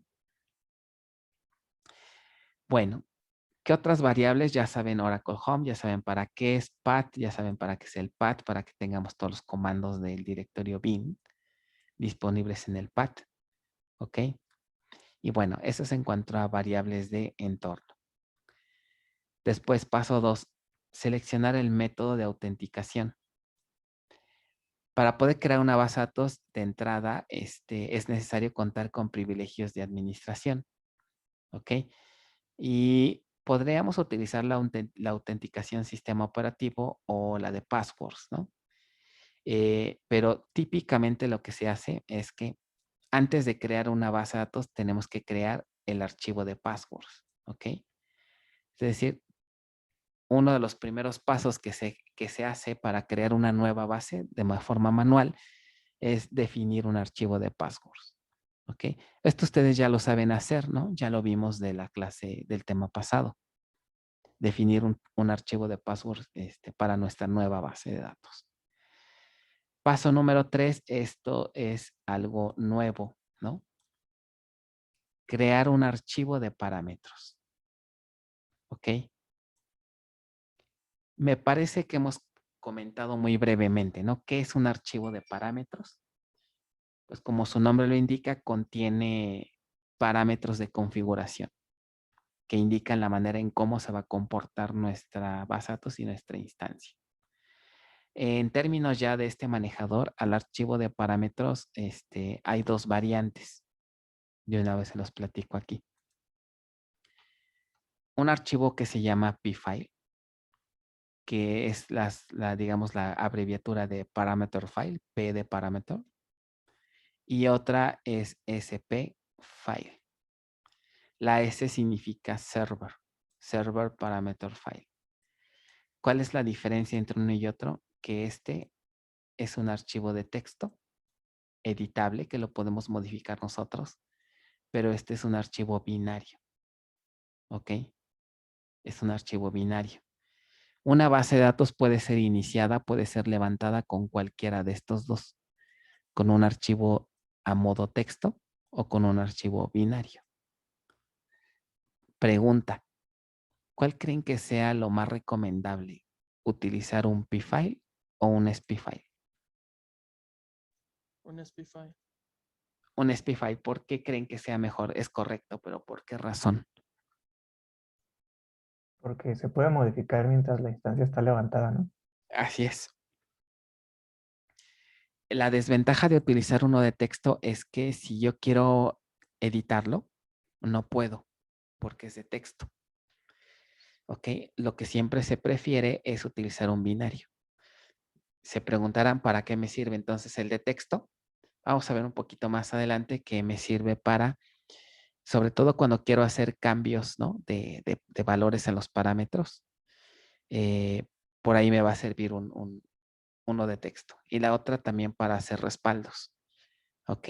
Puedo generar uno de texto a partir de un pfile. Otra ventaja es que si yo quiero cambiar un parámetro de la base, pero ¿qué pasa si la base no está arriba?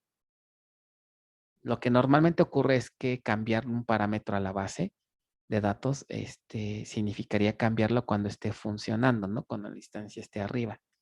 Pero ¿qué pasa si la base no está funcionando? Está detenida. Puedo cambiar un parámetro en el de texto. Y cuando arranque la base de datos, puedo decirle que utilice este archivo de texto y ya va a tomar los parámetros que configuramos. También esa es una ventaja de utilizar uno de texto. Entonces, pero cuando no existe la base, pues obviamente, ¿cuál de los dos no van a existir ninguno de estos dos? ¿Cuál es el que creen que pudiéramos crear de la nada? ¿El de texto o el binario? ¿Quién genera el binario realmente? La base. La propia base, pero pues no existe, ¿no? Entonces tenemos que empezar por el de texto. Ya que la instancia exista, entonces ya puede generar el binario. Entonces cuando se crea una base de datos, se comienza por crear el archivo de parámetros de texto. ¿Ok? Entonces cuando se inicia una instancia Oracle, se tiene que leer este archivo de parámetros. ¿Ok? Por el que vamos a empezar, pues es por el de texto. Porque todavía no existe la base, pues no puede existir el binario. ¿Ok? Entonces, básicamente, esos son los dos tipos, pfile y spfile. ¿Ok? Bueno, ¿cómo creamos un archivo de texto de tipo pfile? es decir, un archivo de parámetros de modo texto, realmente la sintaxis es bien básica. Es escribir el nombre del parámetro y su valor. Por ejemplo, ustedes pueden abrir el editor que quieran y pueden poner esto. dbName igual a jrcbda2, por ejemplo. Guardan el archivo y ese es todo. Este es un archivo de parámetros completamente válido. Y ya. Entonces realmente es un archivo de texto muy sencillo. ¿Ok? ¿Dónde se guarda ese archivo de parámetros? En la misma, por default está en el mismo directorio donde está el archivo de passwords. ¿Alguien recuerda dónde es? Oracle DBS. Home DBs. Oracle Home DBs, justamente. Entonces, si yo me cambio, cd Oracle Home DBs. DBs. Oh, ya me equivoqué, me puse aquí minúsculas.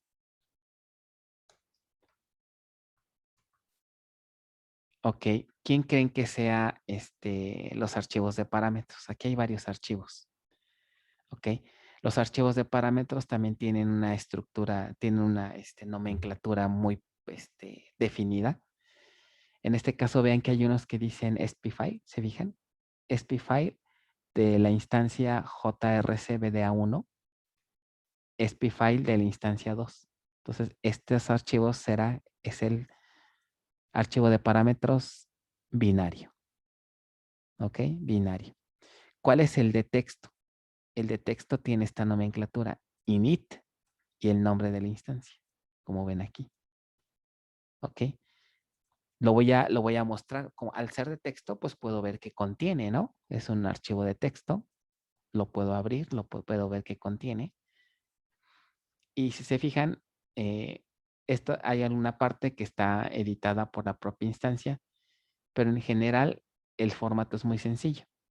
Nombre del parámetro y su valor. ¿Ok? Después vamos a ver qué significa esto de poner el nombre de la instancia, ¿no? Pero a nivel general es lo que contiene. Un atributo, un parámetro y su valor. Y ya. ¿Ok? Entonces, el primer paso es crear, miren, por ejemplo, aquí otros parámetros y su valor. Entonces, cuando se crea una base de datos, lo primero que tenemos que hacer es crear un archivo de parámetros de texto con los parámetros mínimos necesarios para crear una base. ¿Ok? Hay otro archivo que se llama init.ora. Ojo, no confundirlo. Init.ora es meramente una plantilla que nos dice un ejemplo de cómo se debe de crear un archivo de parámetros, que si se fijan, si lo abrimos, ¿ok? Lo único que contiene es una plantilla, ¿ven? Tiene, ¿qué significa este carácter al inicio del archivo? ¿Qué creen que signifique? Comentario. Son comentarios. Entonces, aquí lo único que nos dice esta plantilla es cómo debemos crear un archivo de parámetros. Y aquí este es un ejemplo. ¿Ok? Dice aquí, vean lo que dice aquí, que modifiquemos los datos con valores reales. ¿Ok? Entonces, estos son un ejemplo de cómo podríamos crear un archivo de parámetros. Estos parámetros que les estoy marcando aquí serían los mínimos, ¿no? Los que comúnmente se recomienda configurar. ¿Ok? Y ya. Entonces, se fijan, es muy sencillo crear un archivo de parámetros. ¿Ok? Ahora, como mínimo, para poder crear una base de datos, ¿qué parámetros creen que se necesiten? Como mínimo, el nombre de la base de datos. Ese es el único que es obligatorio. De ahí en fuera, todos los parámetros de una base de datos son opcionales. Es decir, hay valores por default. ¿Ok? Entonces, se fijan, es muy simple. Si ustedes ponen un archivo de texto y nada más le ponen dbName como lo hice aquí, ya es un archivo de parámetros válido. Y con pueden crear una instancia. ¿Ok? Muy bien. Sin embargo, se recomienda configurar estos tres. En estricto sentido, ¿cuál es el único que sí debo de configurar siempre? DBName. DBName. Siempre, al menos. ¿Ok? Como aquí. Pero por orden, por convención, se recomiendan estos dos, otros dos. Memory Target, nada más de escuchar lo que creen que se configura aquí. Como que la capacidad que tiene como objetivo La esta, memoria total que va a usar nuestra instancia. La cantidad máxima de memoria que va a ser utilizada la instancia. La RAM, ¿ok? ¿Alguien recuerda cuánta RAM le pusieron a su primera instancia? Que dependiendo de los parámetros de nuestra computadora, si era menos de 3 era el doble, si era más de 6 creo que estaba bien, y 16 no había problema. Creo que no. Ese era no, otro concepto, ¿no? según yo le especificaba 1024. Ajá. Todas megas, sus ¿no? instancias que ahorita tienen es de 1 giga como máximo. El concepto que ahorita nos estaba haciendo el compañero más bien a qué se refería a esa configuración. El swap file. Al swap, pero eso era a nivel de sistema operativo. Exacto. Ok. Entonces ahorita su instancia tiene 1 giga, es decir, su memory target es de 1 giga. Ok. Bueno, ¿qué otra cosa se recomienda? Configurar los archivos de control. También vamos a ver más adelante que al igual que los read logs, como explicamos, hay otros archivos que se llaman archivos de control.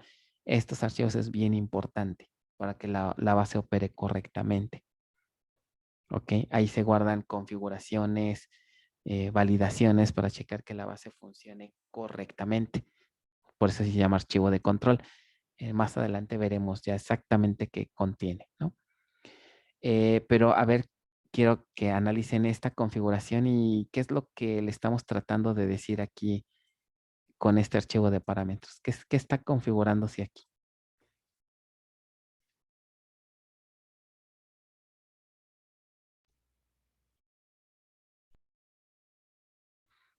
Estamos indicando, ¿no? Que la base va a tener 2 archivos de control, pero ¿qué características creen que tienen estos archivos de control? Quizá que son idénticos. Exacto. Estamos aquí aplicando ¿qué? Un multiplexado. Al igual que los read logs, el archivo de control es muy importante. Si se pierde, ¿qué creen que pasa si se pierde el archivo de control? Simplemente la base no podría iniciar. Se pierde el archivo de control, la base se cae y no inicia. De ahí la importancia que hay que tenerlos multiplexados. Si uno falla, pues ya tenemos una copia de respaldo. ¿Ok? Entonces, por default, aquí es donde se guarda, igual en hora data, la instancia, es decir, en esta misma carpeta, como pueden ver, donde estará un archivo de control. Ah, no, espérenme, disculpen, no están ahí. No. Esto no está en Oracle Home. Está sí ven la ruta. Sí. Sí, es distinto. Más bien en donde están los datos. ¿Ok? Es distinto. En app donde están los data files, ese es el destino por default.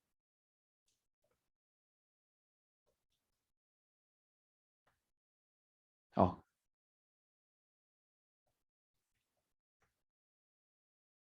Ok, aquí están.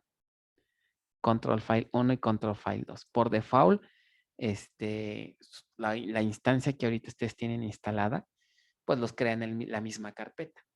De hecho, si observan estos 3 archivos, ¿qué creen que son estos 3?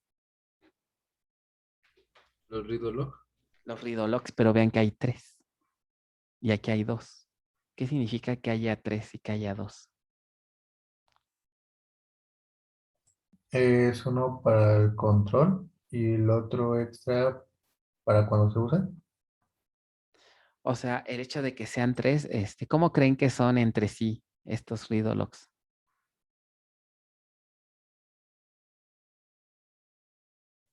¿Son iguales? Es decir, exacto, estamos implementando aquí multiplexado. ¿Ok? En el caso del archivo de control tenemos copias idénticas por si se nos va la luz. ¿Ok? Tenemos, o por si uno falla, más bien. No tanto que si se vaya la luz, más bien, si uno de estos se daña, uno de estos archivos se daña, tenemos otro. Obviamente aquí están en el mismo directorio, pero están de acuerdo que ustedes miran, oye, si se te daña este disco, pues aquí están las 2 copias, ¿no? Pero bueno, esto es porque es una base de datos sencillita, muy básica, ¿no? Con todos los valores por default, pero ¿qué creen que debería ser lo correcto ya en una base real? Que son en diferentes partes del disco. Y de ser posible en discos distintos. Ok. Porque lo más adecuado es que sean discos distintos. Si se te daña un disco, pues tienes otro, ¿no? Muy bien, entonces a diferencia del archivo de parámetros, el archivo de control, este sí lo genera en automático en la base, la instancia. Este sí no se puede crear a partir de un texto. Okay. Entonces, lo único que configuramos cuando se crea la base es decirle dónde se van a guardar. Y cuando se crea la instancia, ahí se genera el archivo de control. O sea, no lo tenemos que crear a mano como en el caso del de parámetros. ¿Ok? Profesor, Sí, adelante. entonces por default, cuando hicimos la creación de nuestra base de datos, se crearon 2 archivos de control y 3 read log. Así es. Esos los genera la base al momento que se crea. Correcto. Pero es por el default, ¿no? Porque no recuerdo haber configurado eso en la primera base de datos que metimos. Entonces, tener menos de eso, de número de archivos, sería como mala práctica. Mala práctica y muy riesgoso porque si se te pierde ese archivo, simplemente la instancia no va a levantar. ¿Ok? Si se te daña o se pierde alguno de los read logs o de los archivos si era el que se estaba usando, la instancia no va a levantar. ¿Ok? Sí. Sí, efectivamente, ustedes en DBCA, esto ni se enteraron, ¿no? De que había un multiplexado por ahí, ¿no? Esto es lo que les digo, ¿no?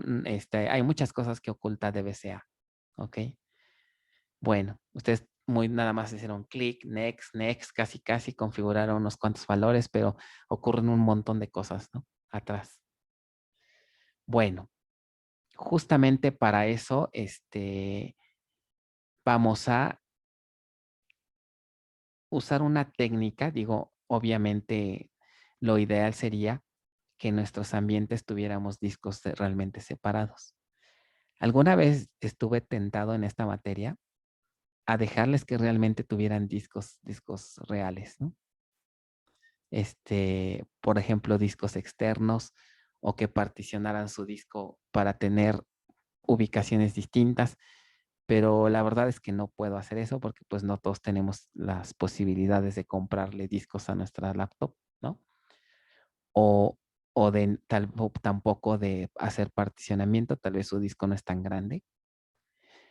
Entonces, una manera de simular que tenemos muchos discos es a través del concepto de loop device, que yo creo que vamos a dejar hasta aquí para pasar al quiz. Y ya la siguiente sesión, continuamos con lo que son los loop devices, ¿ok? Esta es una técnica que me permite crear un archivo binario en mi propio sistema operativo, pero lo vamos a configurar para que en lugar de que sea visto como un binario, se vea como si fuera un disco. Entonces, ustedes pueden simular que tenemos nuevos discos. Por ejemplo, podemos agregar aquí, ¿se acuerdan del comando que hace rato ejecuté donde se veían todas las particiones aquí? Con un loop device podemos agregar muchas particiones que en realidad apuntan a un archivo, no tanto un disco real, ¿no? Para propósitos académicos está bien. Obviamente no vayan a hacer esto en la práctica, ¿verdad? Pero con eso simulamos de que su máquina tiene 3, 4, 5, 6 discos. Y en esos discos vamos a distribuir los archivos. ¿Ok? Bueno, eso lo veremos en la siguiente sesión que el miércoles creo que ni clase tenemos, ¿verdad? ¿O sí? Es 15. Es 15, está marcado como día de asueto. Al respecto, hay una cosa que quería también platicar rápido con ustedes. Tenemos un semestre de 15 semanas, ¿ok? Con todos los días de asueto que traemos, prácticamente tenemos un semestre de 14 semanas. Entonces, se nos puede complicar el asunto porque 14 semanas nos va a faltar tiempo. ¿Ok? Por mí no hay problema si ustedes me dicen, oye, ¿sabes qué? Preferimos tomar una clase y saltarnos el día de asueto. Ustedes díganme, por mí no hay problema. El día que quieran o el día de asueto que quieran tomarlo para clase, con tal de avanzar. Si ustedes me dicen queremos clase, adelante. ¿Ok? Si no, tomamos los días de asueto como vienen y pues ya después vemos qué hacemos, ¿no? Para tratar de, pues, ver lo más que se pueda. Pero eso es nada más lo que les quería comentar, ¿no? Prácticamente con todos estos días de asueto, nuestro semestre se va a recortar a 14 semanas. Estamos perdiendo por ahí 2 semanas. Una que, pues, se eliminó por lo que ya saben y otra por los días de asueto. Entonces, pues nada más allá era lo que les quería comentar, ¿no? Bueno, entonces, pues no tendríamos clase entonces, ¿no? El miércoles, entonces nos tendríamos que ver hasta el siguiente lunes, ¿no? Pues a lo mejor es bueno para que traten de ponerse al corriente, ¿no? Ojalá, lo ideal sería que para el próximo lunes ya hayan inclusive terminado su primer ejercicio práctico de este tema, ¿ok? A lo mejor es buena pausa para que se emparejen, ¿no? Hasta lo que ya llevamos. Ya del ejercicio práctico 2 es empezar ya a la creación de la base, ¿no? Pero bueno, eso lo veríamos ya a partir del siguiente lunes, ¿vale? Ok, entonces, de favor, pueden ir abriendo su Classroom. Vamos a hacer el ejercicio, un quiz del tema 1. Ya todos están registrados en Classroom. ¿Alguien falta?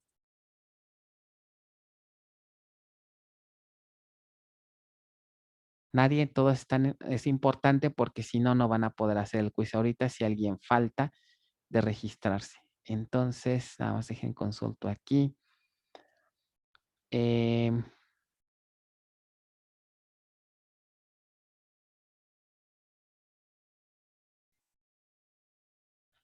Ok.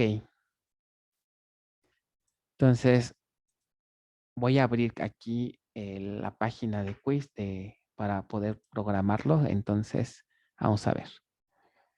Vayan abriendo de favor su Classroom y lo que yo voy a hacer aquí.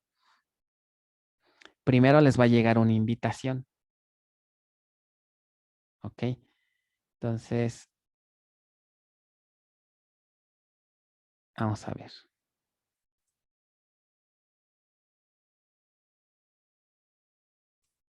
Clases. Voy a hacer el import en este caso, de su grupo, que es PDA. Y ahorita les va a llegar una clase. Una clase, perdón. Una invitación. Fíjense, esta herramienta tiene aquí una opción que dice que si quiero que el estudiante envíe el email de su papá para que vea cómo van. Debería hacerlos, ¿verdad? No, profe.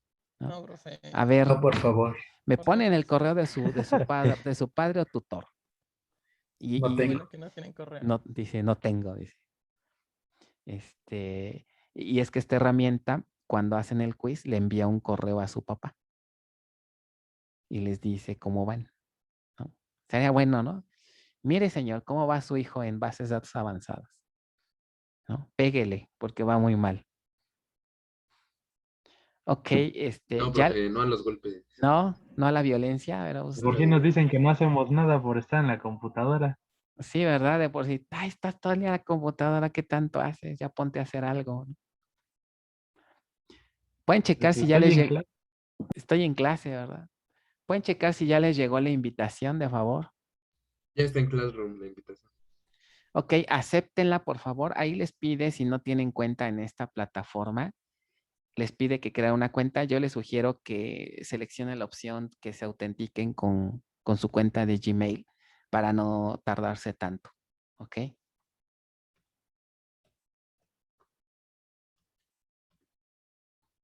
Entonces,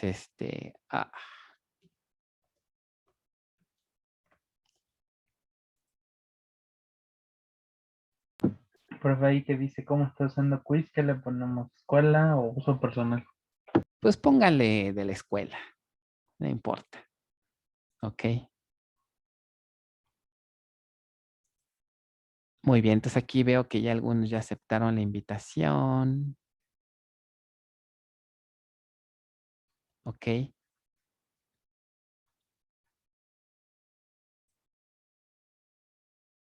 Y ya que acepten la invitación, pues entonces ya programo la clase. Digo, el quiz, perdón. Entonces, en lo que se terminan de aceptar la invitación, voy a seleccionar el quiz. Recuérdenme el próximo lunes, recuérdenme cómo le deben de hacer para que chequen sus respuestas, ver en qué se equivocaron, para que tengan también feedback de los quizzes y pues les sirvan para estudiar. ¿Ok? Esta es una primera prueba para ustedes, ¿no? Quiero ver cómo andan en el tema 1, qué tanto han aprendido y también pues es una alerta para que si de repente les va mal, pues se pongan a repasar, porque recuerden que esta materia es de muchísimos conceptos, ¿no? ¿Listos? Ya puedo enviarles el quiz. ¿Ya todos aceptaron la invitación? Sí, profe. Sí, profe, ya. Bien, entonces voy a asignarla a, en este caso, avanzadas. Vamos a poner aquí, entonces sería el quiz del tema 01 y es el quiz número 1. Entonces, quiz del tema 01, ok. A ver qué tal les va. Que es parecida a la del semestre pasado, es parecida. No es la misma, pero es parecida, pero pues yo creo que les debería de ir bien, ¿no? Porque pues muchos de ustedes ya la hicieron el semestre pasado. Bueno, chequen ahora de favor que en Classroom les haya aparecido otra tarea. Más bien una nueva tarea. No es otra, es una nueva tarea.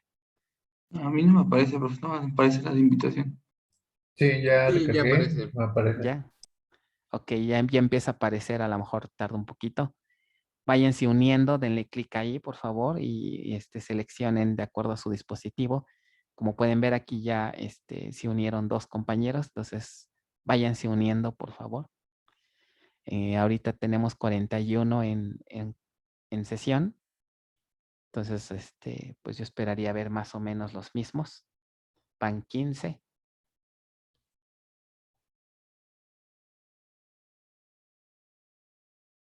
Ok, van 25.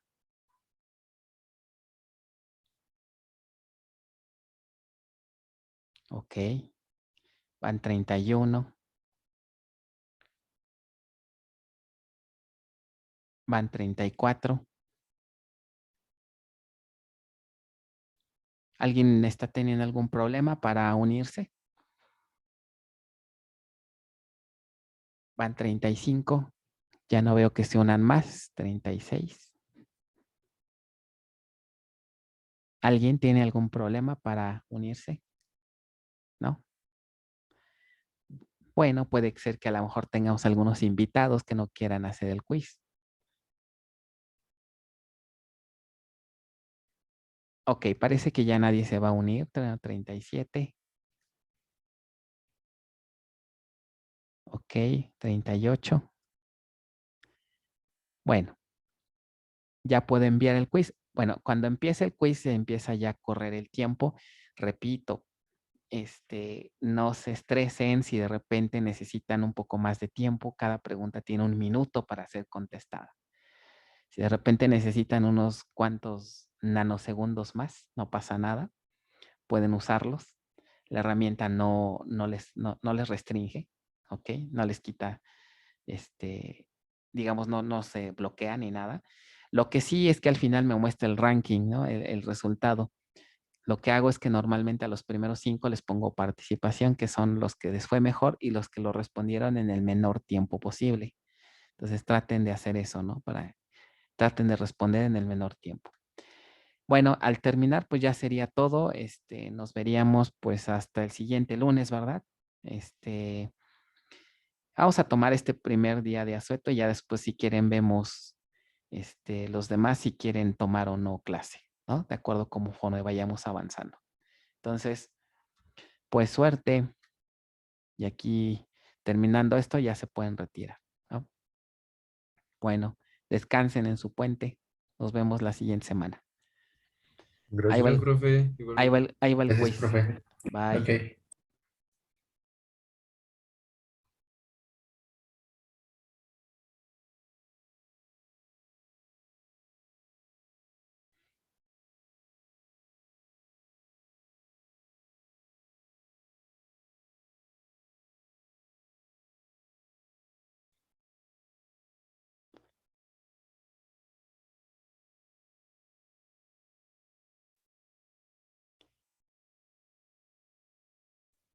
Ahí está el resultado del quiz. Qué feos, ¿eh? No les fue tan bien a nivel grupal, 54%. Qué barbaridad. Pero hubo un 10, miren, hubo un 10, ¿no? 9, más o menos. Uno sí les fue muy bien, ¿no? Bien, chicos, pues entonces, si no hay dudas, nos estamos viendo pues hasta la siguiente semana, ¿verdad? Bueno, pues sigan avanzando en sus ejercicios. Cualquier duda, pues ahí estamos vía correo, ¿no? Traten de emparejarse. La próxima semana tener ya hasta el ejercicio práctico 1 del tema 2 para no atrasarnos, ¿vale? Vale, profe. Bueno, Sí, cuídense. profe. Nos vemos. Hasta luego. profe. Hasta luego. Hasta luego, Saludos, profe. profe. Bye. Gracias, hasta luego. Hasta luego. Profe, una pregunta Mande. rápida.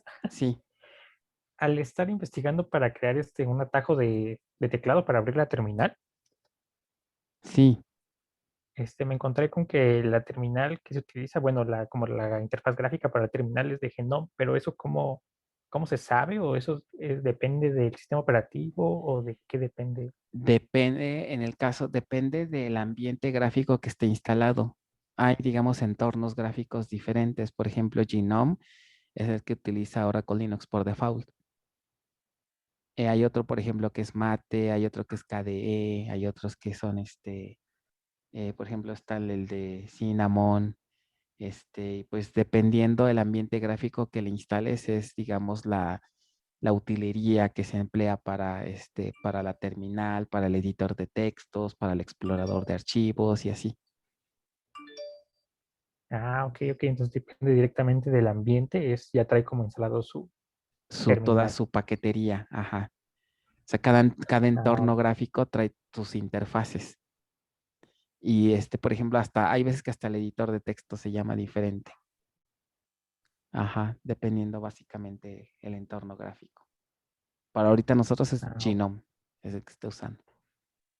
Ah, vale, sí, porque lo que me aparecía para realizar el atajo, Sí, tenía que poner que era de GNOME. de GNOME, sí. Por ejemplo, hace algunos semestres, instalaba Oracle Linux con Mate, que es otro entorno gráfico, que es mucho más, digamos, más sencillo, más ligero. Pero ya en las versiones actuales de Oracle Linux y en general de los Red Hat, ya, bueno, ya Mate ya no es compatible, entonces ya tuvimos que migrar, tuve que migrar al que trae por default, que es GNOME. Pero bueno, ya ahorita la mayoría de sus máquinas creo que aguantan bien ese entorno, porque es un poquito pesado, a diferencia de otros que son más ligeros. Pero bueno, visualmente creo que se ve un poco mejor, ya saben, ¿no? Parece un Windows casi. Sí, tiene todos sus detalles ahí también. Ajá, ok. Igual mi máquina no es tan potente y sí agarra bien. Sí, lo el toma ambiente. bien, ¿no? Sí, por eso ya Ujú. se quedó como por default para no meternos en tanta complicación con el entorno gráfico. ¿vale? Ah, ok, vale, gracias. Sí, No de qué, nos vemos. nos vemos. Ah, profe, una pregunta más. Sí, Usted así de forma personal, ¿cuál es como la distribución que más utiliza o que recomendaría? pues este de Oracle Linux ha salido bien. Ha estado muy estable, no ha dado nada de lata, está bien. El que también utilizo más es Mint. También me gusta porque, bueno, ha estado, más que nada lo uso más el otro, ahí un poquito por la cuestión del hardware que tengo en mi laptop. Por ejemplo, aquí en Oracle Linux no se utiliza mi tarjeta de gráficos, pues tiene una Nvidia esta laptop, pero no se utiliza la de la Intel. Pero por ejemplo, como el Mint, pues está basado en Ubuntu, lo que tiene esa distribución es que como que va muy al día con los drivers. Entonces, Ah, ok, ok. hay más chance de que tu máquina sea más compatible con esa distribución. Entonces, por eso la uso más, porque en la otra distribución sí puedo usar la tarjeta NVIDIA que tiene esta máquina. Y digamos, es Ah, un ok, poquito sí. más cómodo. Entonces, son los dos que utilizo más. Ajá. CentOS también puede ser, ¿eh? CentOS es como un Oracle Linux, pero sin todo lo que le mete Oracle. Es Ah, más del lado open source. De hecho, CentOS es la versión que estoy utilizando más en bases 1. ah, ok. Sí, recuerdo que cuando yo la llevé era más Mint. Más Mint, pero ¿qué crees que en las versiones ya actuales de Oracle ya no jalen Mint? ¿A poco? Ya no. Desde la Órale. 19 ya no pude hacer que funcionara. Y aparte también como las versiones de Oracle van saliendo un poco más seguido, ya es más complicado que haya alguna parche para otras distribuciones. Ni siquiera en Fedora también me costó trabajo meter 19C en Fedora. Entonces por eso migré en bases 1 estamos usando CentOS o Docker. O sea, para Oh, que vaya. sigan Ujú. utilizando otras distribuciones, Mint, la que quieran, utilizo Docker. Y ahí sobre el Docker ya le montamos un CentOS. Digamos que es lo nuevo que estoy incorporando en bases 1. Ok, porque sí, incluso vi que ya estaba la versión 21, me parece. La 21, pero ahorita todavía estamos sobre la 19. No pienso cambiar a la 21 porque no es versión LTS. Hasta la 23. Esa sí es versión LTS. Hasta que salga la 23, vamos a migrar a la 23, mientras vamos a estar con 19. La 21 no es Ah, LTS, entonces no tiene mucho caso. ok, ok. Bueno, pues muchas gracias, profe.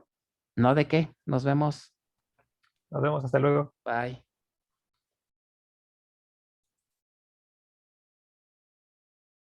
Hasta luego, profesor, gracias. Buen día. Hasta luego.